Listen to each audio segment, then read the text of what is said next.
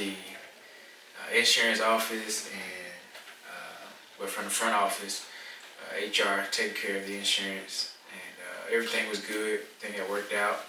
Got back on the elevator, taking my time, headed back to the floor where Jazz was. Again, I left her with a nurse. And so when like I said earlier, when I came in, or when I was leaving out, everything just seemed calm, seemed so peaceful. I mean, it was just like a quiet storm. Like everything was just so peaceful.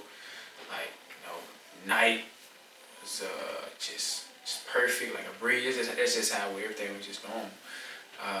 But as I was coming back down the hallway, I mean, I saw the nurse that was in there with Jazz prior to me leaving out. I seen her walking toward me, but she wasn't walking normal. She had this brisk pace.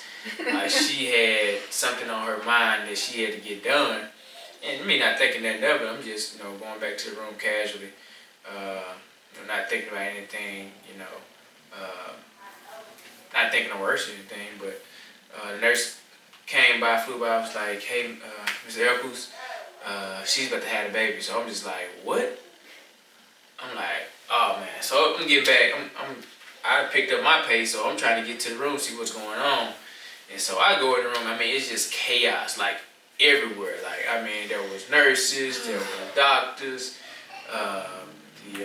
the OBGYN, and then the bed that she was in when I left out, it was normal. I didn't even know the bed could do all this stuff, but when I walked in there, it was like it just transformed into something totally different.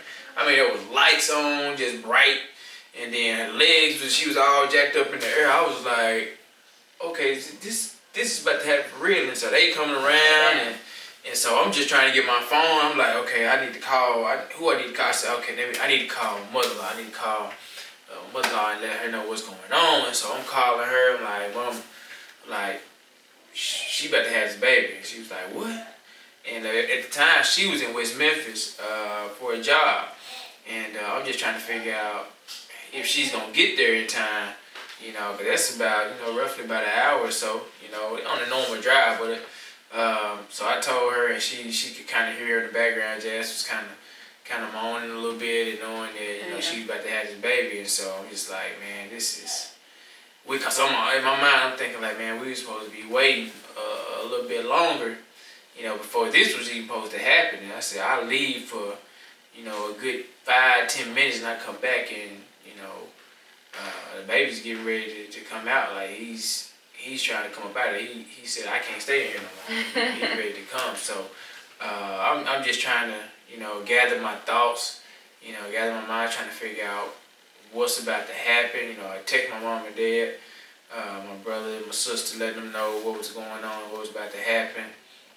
And, they, was taking care of our kids, making sure that they was good.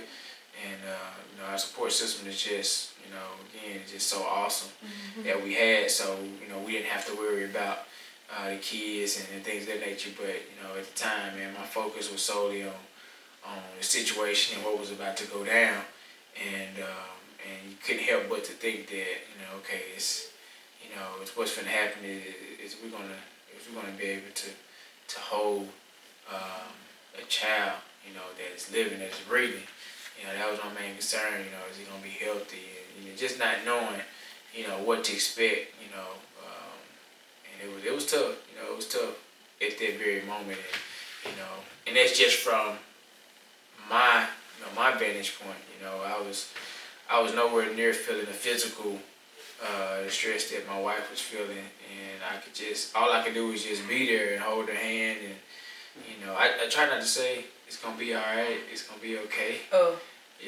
Because we tend to do that so much. Oh, it's gonna be okay, baby. It's gonna be all right. And all that she went through, I was like, ain't no way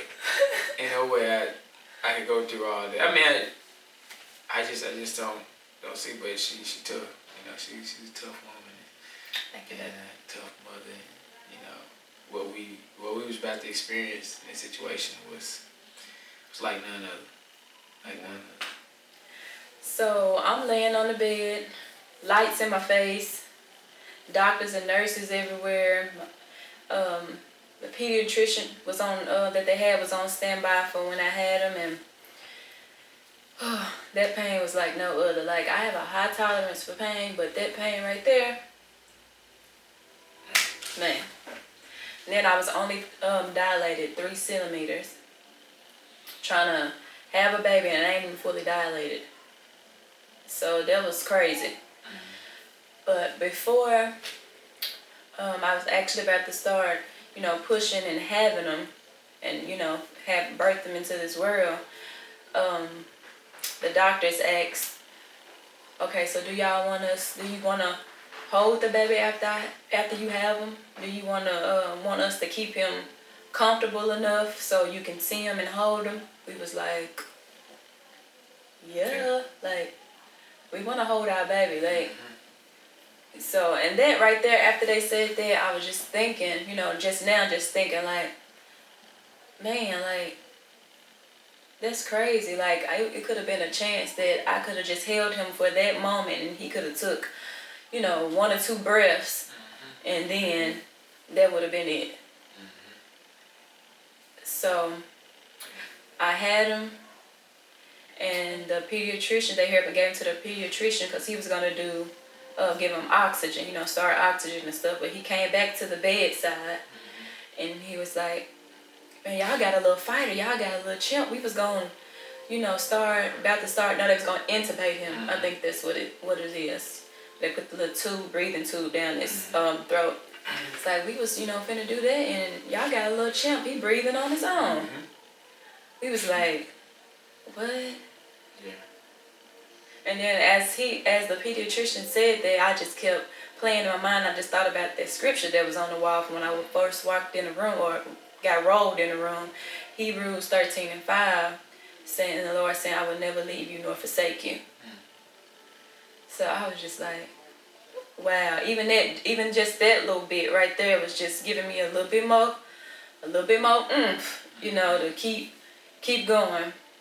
So we didn't get to hold him, of course, afterwards, because they had, he was breathing on his own, but they had to, act so fast with him being born at 23 weeks that we didn't get to hold him. And then I had another complication where I had to be rushed out, into immediate surgery. So I didn't get to see him or hold. I didn't even know what he looked like. I just know I had my son. I don't know what he looked like. I didn't get to hold him. I just know they like, okay, we gotta rush you, down here to the operating room because they couldn't get the rest of my placenta out, and that could have been a big problem. Yeah, I mean, it was a moment, when she, really had to, start pushing to get him out. You just kind of like, okay, this is about to happen. I didn't want to be that husband that was like, you got this, you can do this, push, breathe. And she turned around, looked at me, and just say, shut up. I know what I got to do on each. I did not want to be that husband, so I was kind of very seldomly say, baby, I'm with you, I'm right here. I didn't want to say you got this. I didn't want to say, which I knew she had it. But you sometimes you can say the wrong thing at the wrong time. Man, especially when that pain hits. Yeah, it's just like nothing. She said a couple other choice things that I know the Lord forgave her on, and it was at the time it was like, hey, this is just what we're going through. But now looking back at it, boy, it's pretty funny. It's kind of funny. She said a couple things that just was out there, but boy, move on. But man, I mean, she was just so strong in that moment, and I was able to, tell her afterward, when she got back in the room and stuff, like, man, baby, you just, you're so strong. I just saw your strength, during that moment, but it was scary, man, especially when the pediatrician came to us and was like, it's a possibility that, well, we knew already, but just him telling us that. That's like the third time. Right, yeah, like they're gonna keep him alive long enough to for us to hold him. And I think it just kind of set back in, because I think before that it was just like, we about to have a baby, about to have a baby, about to have a baby. But he kind of brought it back to reality, like, yeah, you finna have a baby, but remember that he's not expected, basically he's not expected to live. And so you kind of like, man, she finna go through all of this, and she finna push this baby out, and we're gonna hold him for a little bit, and then that's gonna be it. You know, it was like, you couldn't even take it all in, because like I said, everything was happening so fast. And you know, I was just right there by, just praying and just asking God to just be with her, you know, be her. I was just asking God to be her strength, because she had got to the point where she was just so weak. She would tell me, she was like, babe, I cannot push. Like, I have no more energy, no more strength in me. And all I could do was pray. I didn't want to say, you got it, yeah, you can, yeah, you do. I was just praying. I just said, God, be her strength. God, be her strength. And you know, she was able to push him out. You know, and like she said, when the pediatrician came back over there, I'm looking for the baby. He's like, yeah, I got a fighter here, you know. And he told me, hey, you want to come over and cut the? Well, no, I actually cut the, you know, the umbilical cord, you know, when he came out, you know, and done that. And then as they got him prepped and got him going, you know, they was like, hey, you want to come over here and see him and take some pictures? I was like, yeah, you know. So I'm looking at the wife, and like, you know, she was just kind of like, just. But I was lifeless after that. So I went over there, and you know, just looking at him, it was just so tiny, just so small. It was like this plastic was all around him, and the nasal aspirator was right beside his head, you know, and he was almost identical to that size of the nasal aspirator. And I was like, man, like, this is our son, like, he's right there. Yeah. You know, and he was breathing. He was fighting. Like, he was like, I ain't going nowhere. You know, and so we just kind of, I'm just praying, like, man, he's still here. Like, what they were saying, you know, wasn't true. You know, and it was just an amazing moment. And I didn't know how far and how long he was gonna be able to make it, but you know, just that moment, I was just seeing God's strength and God's power and God's authority, you know, over our lives. Because again, all the experts were saying there's no way he's going to be able to make it, you know, and that's where, you know, I think our faith was really starting to grow. And I think, you know, through this whole situation, man, like, daily, weekly, monthly, like, our faith just kept growing, you know, just kept growing. So, you know, after seeing the baby,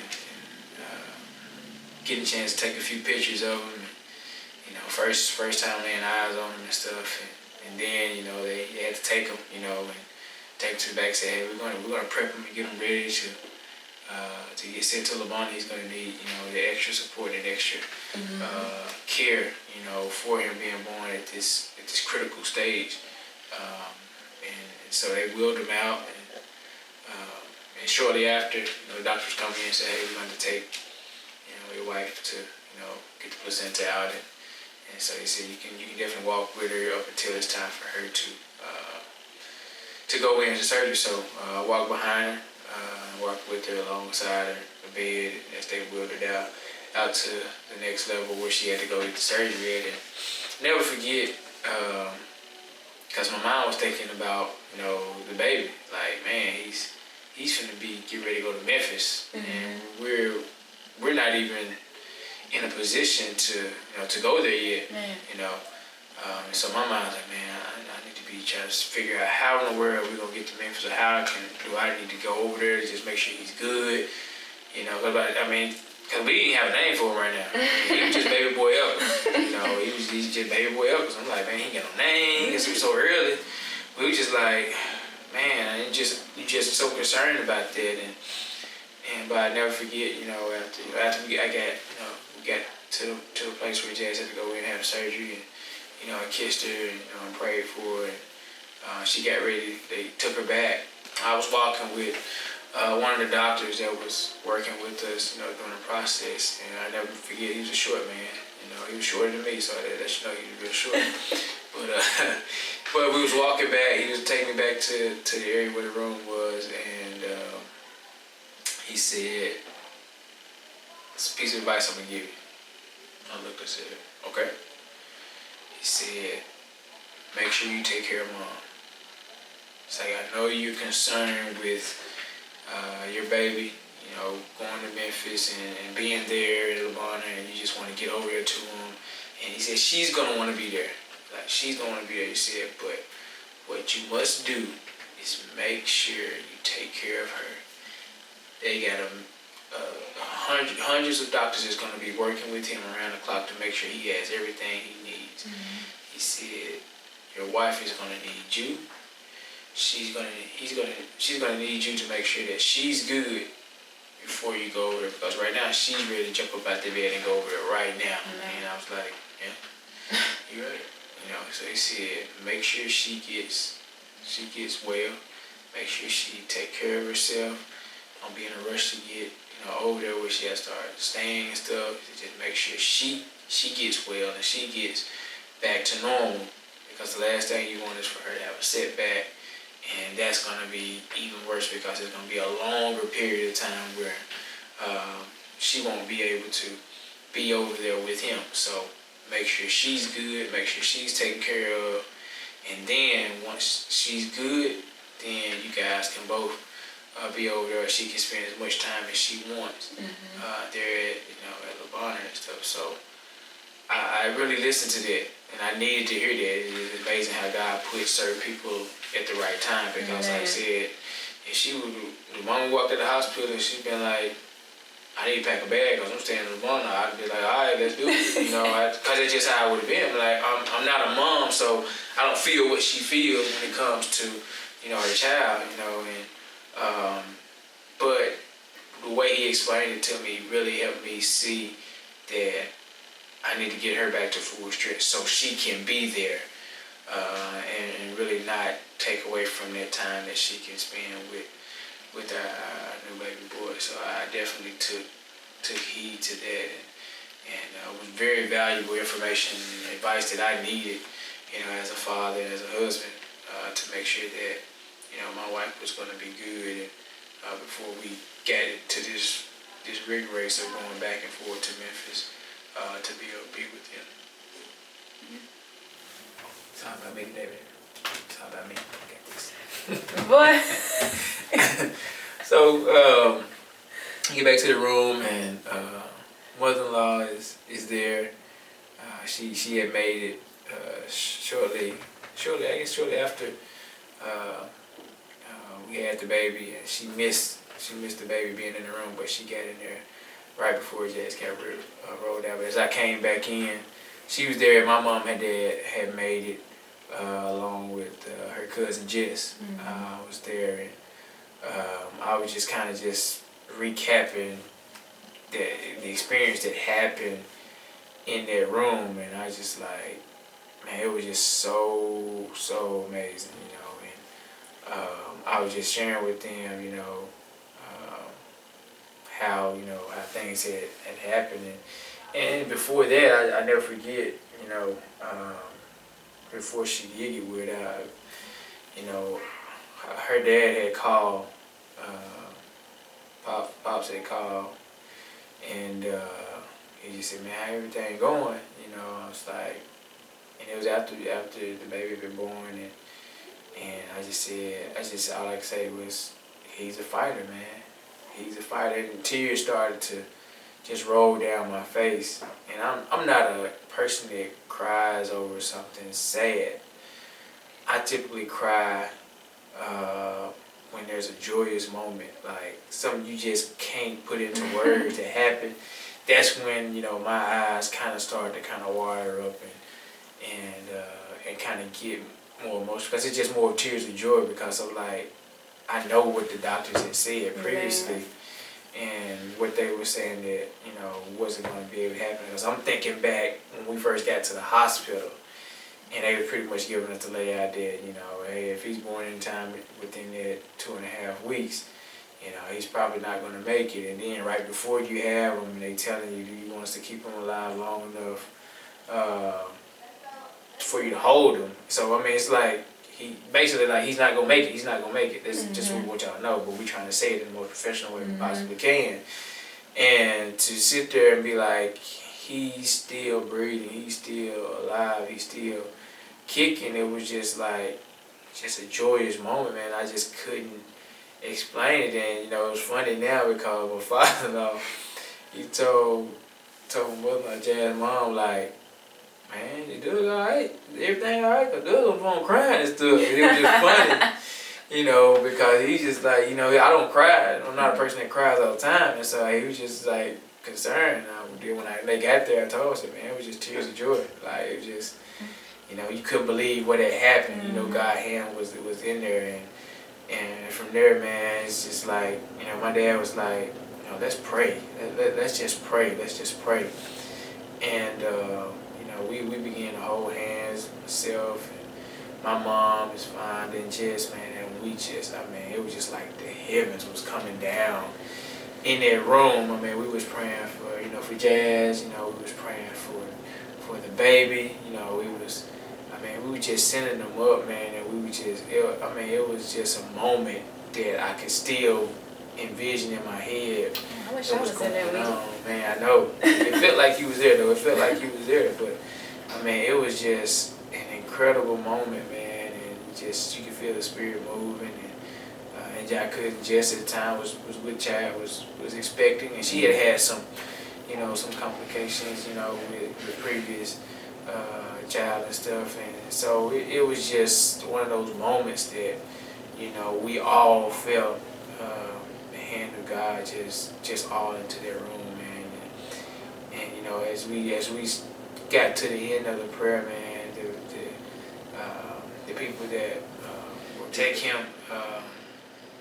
to Labana, they reeled him back into this big, it's like a large glass case that he was in, and he got these red jumpsuits on, and it was just like, I was like, man, what in the world? Like, it was almost like he was coming in as a king. Like, it was just like, they would roll waves on both sides, and they would bring them in, and they would just glide. There was air in there, and I'm just like, and they said, you want to reach in and take, I didn't get to touch him. When I first seen him, I just took pictures from a distance because I just didn't know what I could do. They said, you want to touch him? And I was like, yeah, you know, so I reached my finger in there and just rubbed his hand, you know, and it was like rubbing an action figure hand. It was just so small. Oh, wow. And just rubbing it just a little bit. And we just looking at him, seeing he was just there breathing, and just like, man, I just can't believe it. And, you know, my mom and dad and my mother-in-law, you know, was able to, you know, see him and look at him, and, you know, they just sit there for, you know, about 5 minutes, just kind of let me take their time in, and they kind of closed everything back up, and they said they'll be giving you a call. They gave us the phone numbers to contact them and to get in touch with everybody at Labana that we need to get in touch with, and I mean, it was just a surreal moment, man. That moment that during that time, man, like I said, it was so surreal, man. And, but she, you know, they got him and took him back out, and helicopter flew him all the way to Memphis to get more further help and support that he needed to make sure he was gonna be okay. So, and then shortly after, you know, Jazz came back into the room. You know, she was a little on the weak side, and you know, it was, you know, trying to recover from all that she had been through, and like I said, it was definitely just a great moment seeing her come back in and letting her know I seen Wyatt and showed her pictures of him, and so she would know that he was good, because she hadn't seen him, you know, so that was her first view of him through a phone, you know. And it's kind of crazy, but. She just like, man, and she immediately said, I can't wait to get to him. Just can't wait to get to him. Can't wait to get to him. That's good, man. Okay, so once I finally like came back to myself and was able you know, to move a little bit and was up and realized where I was at and what everything, you know, how everything was going on, I was like, maybe we don't even have a name for our son. You know. We don't have a name, which a couple of times, I don't know if it was a nurse or just somebody that kind of worked with the staff that needs to know these things. She had came in like once or twice, or more like 2 or 3 times, and asked, okay, do you guys have a name for your baby yet?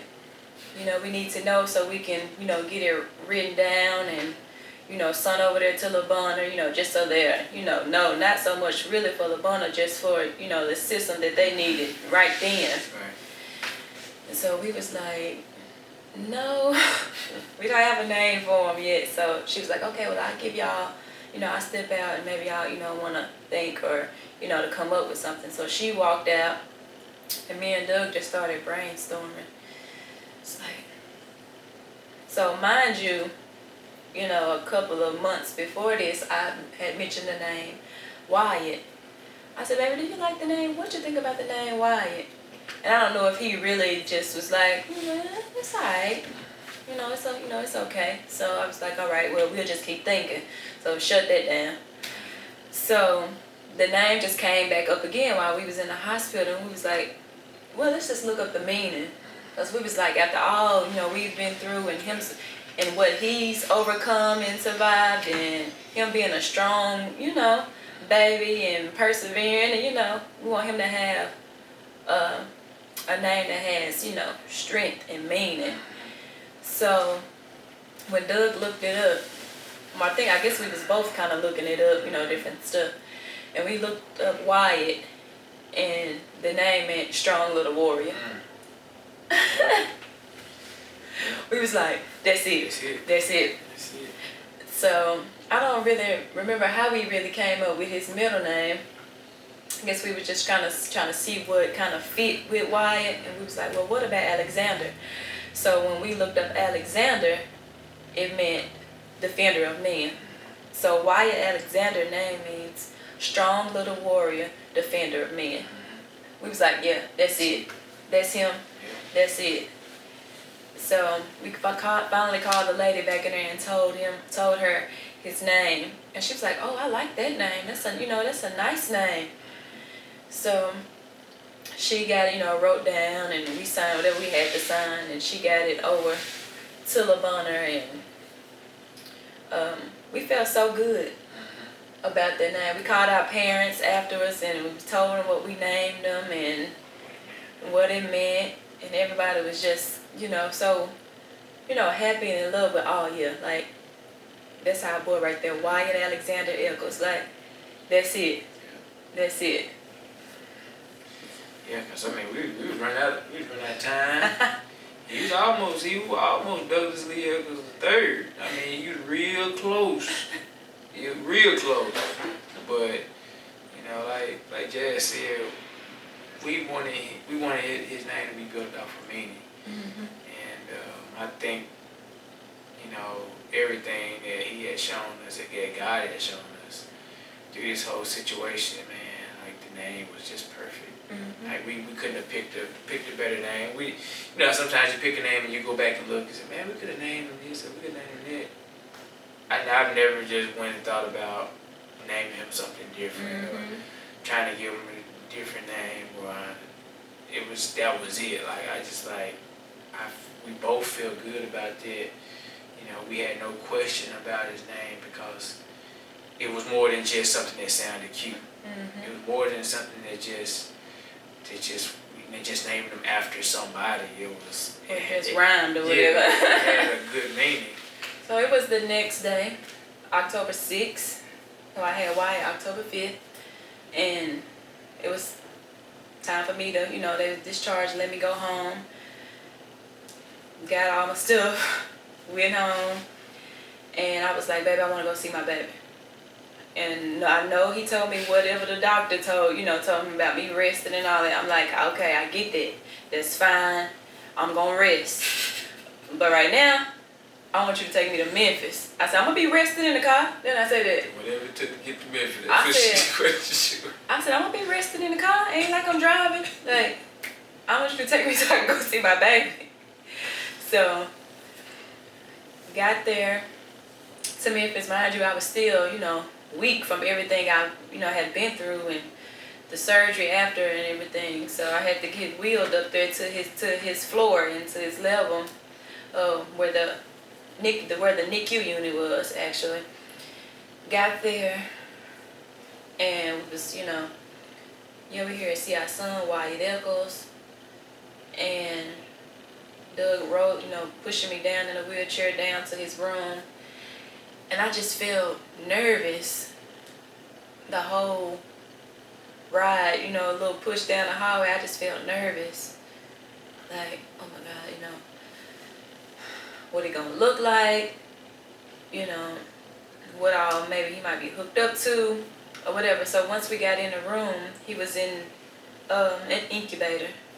I think it was called? Yeah, he was in an incubator. And I just remember looking at him and thinking, oh my gosh, like, he's so small. Like, I could probably held him in the palm of my hand. That's how big he was. Like, his hand was probably just a little piece of my pinky. Like, he was so small. And I just remember looking at him like, wow, like I couldn't believe he was that small, and just everything that, they had hooked up to him and everything. But another wow, like, Lord, thank you. Like, my baby is still here and he's still fighting. Like, it was amazing. It was amazing. I don't believe that I cried or anything. I was just more in like awe and like shock. Like, okay, so this is what he looked like. Because mind you, like I said before, I didn't get to see him or hold him after I had him. So I didn't know what he looked like or anything. And I was just like, wow, I was more in awe than anything. So the visit was really short because it was late, once we got discharged out of the hospital from where I was at, and then going to him, it was, getting late, so we wanted to get back home or whatever so I could rest, since he was giving orders for me to rest. So I'll never forget, we came in the house, made it home, and I was just like looking around. Everything was so quiet and still, and I'm just like, I guess that's when it like hit me all of a sudden. You ain't bring no baby home. Like, okay, wait, am I dreaming? Okay, wait, I just had a baby, right? So I had a baby, I done went through all this pain, and I ain't got no car seat. Like, I ain't bringing no baby in. Like, what? Y'all, I just lost it immediately. I just ran in the bathroom, slammed the door. I think I might have hit the door and walls, and I just slid to the floor. I was boo-hooing and crying, just like, oh my God, I can't believe I ain't got my baby. My baby ain't here with me. Like, what we gonna do? And it just, all of it just became real at that moment. And everything, from you being up on this like high, if everything happened, you ain't really have time to think about it and process it. And I know I just went to La Bonne, and I know I just seen my baby over here in this incubator, and I know he's not finna come home while I'm there. But once I got home, I was just like, dang, it's real. Like, I'm not dreaming, this is for real. And Doug, he had to come in the bathroom. He was like, baby, let me in. And at first, I wasn't letting him in. I just on the floor, just boo-hooing and crying. He's like, baby, please let me in. Let me in. And he probably was more afraid for my life, because it was a lot. And I finally opened the door and let him in. And he just sat there, on the floor with me and prayed. And he got me up. And we sat down at the dining room table, I want to say. And, and I was just in awe still now, like, oh my God, okay, so what do we do next? But I'm also thinking, I can't go see him whenever I want. I mean, I can, but it's not healthy for me and for my body. I just went through all this and that surgery. I need to rest. I need time to heal. And I can't go see my baby just up and go, as I would want. So all that guilt and stuff started coming in like that. Like, man, they gonna think I don't care about my baby. I can't be over there. They gonna think, we just leaving him over there. Ain't no parents coming to check on him. But I thank God for my husband, because he would, and his job, your job was really, really flexible. He would get me situated. Were the boys in school? Yeah. He would get the boys off to school, get me situated, and he'll shoot to LaBonner. And then he would FaceTime me. So just that little bit was just, I was really thankful for that, because I couldn't physically be there with Wyatt, but my husband was making sure that I seen him. And I really appreciate that, baby. It was a lot, seeing her go through a lot of it. Because, again, like I was saying earlier, for a husband, for a father, and every father's different. They're going to look at things differently and view things differently. But I know from a woman that loves their child, a woman that wants the best for their child, that moment was really hard. And for me, I was just like, he's good, he's okay. They're going to take care of him. Let me help you get well. Mm-hmm. And, it's like, we're going to rest, get back to strength, and we're going to get over there. It's just how man think. We just boom, boom, boom. That's what we're going to do. That's the plan. We're going to stick with the plan, and then do it, and then it's all going to be okay. And quickly, like she said, once we got home, and it kind of came down on it. I began to kind of process it in a way that she did, and I was like, okay, I can see, where this feeling is, why she feels the way she feels, because, of course, this baby Wyatt was inside of her. Mm-hmm. She got this spiritual connection with this baby because it's moving inside, and it's sitting there, and so naturally, when a mother has their child, there's an attachment there, one that loves their child, has been expecting, its arrival, and wants to love it and wants to cherish it. And you have the baby, and then you can't bring it home. I had to kind of just really stop and just really thinking like, okay, yeah, this is not going to be easy, mm-hmm. especially for me to get her until she gets to the point where she can be over there and with him. I'm telling you one thing, when a husband, loves his wife, the hardest thing to do is to tell his wife no. It's the hardest thing. Hardest thing, because the look in her eyes, I know how she felt. I know what she wanted. We made some exceptions here and there. Mm-hmm. But there was moments that I knew, like, okay, we can't do this today. The next day she was ready to go again. I was like, no, we can't. We got to make sure that you get your rest. I know you want to be over there. I know you want to, hold her. I know you want to touch them. And I know you just want to be there. Even though we know we can't physically do anything, you just want to be in the same room with them and know that, she's watching every move, every beat that happens on there. She's asking questions about what's going on. She want to be there, mm-hmm. for every single change, every single thing that happened. And, anyone that's had a child in NICU knows that it's a lot of things that go on from day to day. And when you're not there, you seem like you're missing something. Mm-hmm. It seems like you don't get all the information that you need. And I just think that's kind of where she was at, is I need to know what's going on. I need to know what the doctors are saying. I need to know how the nurses are treating him. I just need to know all these things because I'm not there. Mm-hmm. I'm not with him. And, my focus was like, and I kept telling her over and over again, I said, we got to get you back to full strength. We got to get you back to full strength so you can be there, mm-hmm.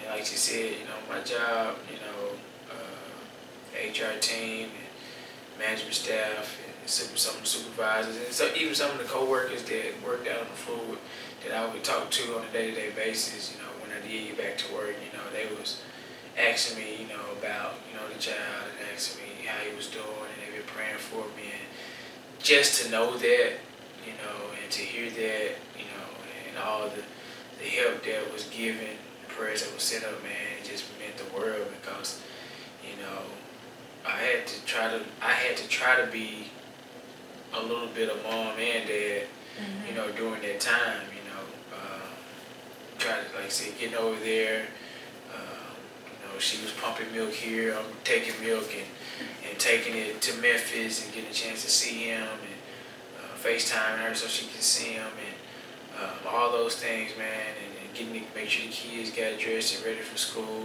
and just all those things because she wasn't driving yet or anything like that. So, you know, it was like, you know, let's roll this. I was just like, I was up for the challenge, like whatever it took, you know, to make sure that, you know, we were good, you know, and as long as she was able to rest and get back to where she needed to, you know, I was willing to do whatever it took, you know, for her to get to that point. And it was a tough moment, you know, that, you know, seeing her break down the way she did, you know, it was hard. You know, it was hard. You never want to see your loved one in pain. You never want to see your loved one hurt or, you know, not happy, you know. And it was nothing I could say, you know, that could just, oh, it's okay.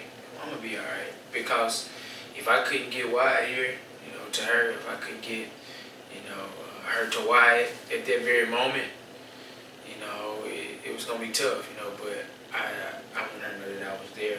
You know, I want to know that, you know, I was with her, you know, and I wanted to see her be okay and get back to full strength. That was my whole focus was her getting back to full strength so she can be over there as long as she wants, you know, as long as she wants without any hindrance of her being over there. So that was my focus, and you know, and during the process again, it was hard, it was tough, but I think once she got back to full strength and she was there, I think she was, you know, was glad that, you know, she made sure that she was good before she would spend a lot of time there. So, so it was definitely a great, tough journey during that process of her getting to that point. But you know, she's tough, man. She's tough as nails, and all you women out there, mothers, especially anyone that had kids prematurely, things like that, you know, it can be a lot, you know, and for the fathers that, you know, stood by their side, you know, during this process, you know, loved ones, hey man, big shout out to you guys because it takes a lot. It takes a lot. And but like I said, I wouldn't change it at all, one bit. You know, because like I said, a smile on my face now.